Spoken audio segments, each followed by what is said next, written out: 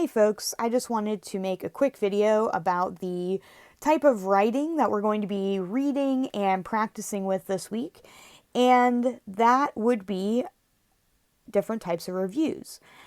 Now, most of us are pretty familiar with reviews as a genre. I mean, at the very least, we're probably familiar with movie reviews, and, Rotten Tomato and things like that help us kind of decide, do we want to spend our hard-earned money on a movie ticket, or do we want to wait until it comes out on Netflix? And so the basic idea that we want to get across is that reviews are basically arguments of evaluation, in which you are evaluating whether something is of quality or of value based on whether it meets an established criteria. Now, what exactly does that mean? We're throwing some words around that we might not be familiar with. Claim, criteria, and argument of evaluation sounds pretty, official. But really, it's kind of easy. It's sort of like a matching game.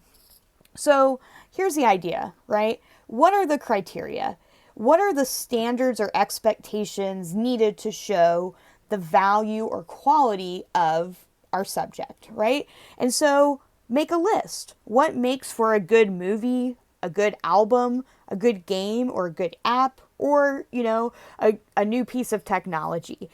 And you can be as specific with your genre as you'd like, right? So like what makes a good album in general, or what makes for a good rap album or indie album, what makes for a good action movie or children's movie. And once you have a list, right, you want to think about, would most people agree about the criteria needed to,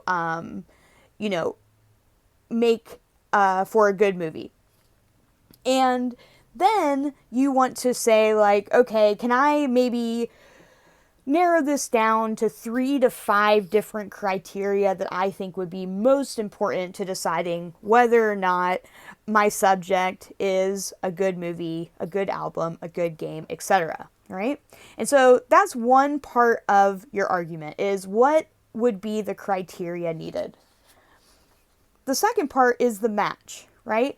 Does the subject of your review match the criteria that you've come up with? So this helps you kind of bring up some evidence to support your claim, and it allows you to use description or descriptive examples to show how your subject matches the criteria. So for example, if I said the criteria needed for a good children's movie would be a memorable character, a positive message, and memorable lines of dialogue or music, right?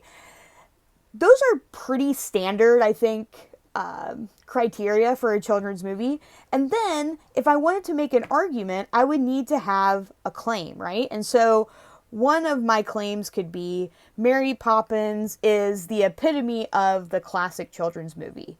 Why? Because it has a very memorable character played by Julie Andrews. It has a positive message about,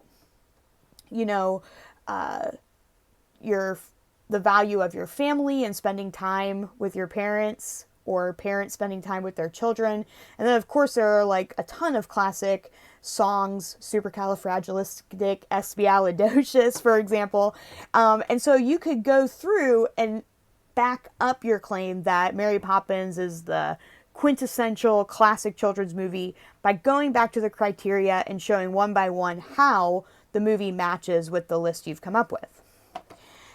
Now, usually there's a pretty common way of organizing an evaluation or a review. So first, you want to describe what you're evaluating. So in this case of Mary Poppins, right, you would kind of give a short summary of the movie, describe the premise, so that the audience is familiar with what you are talking about.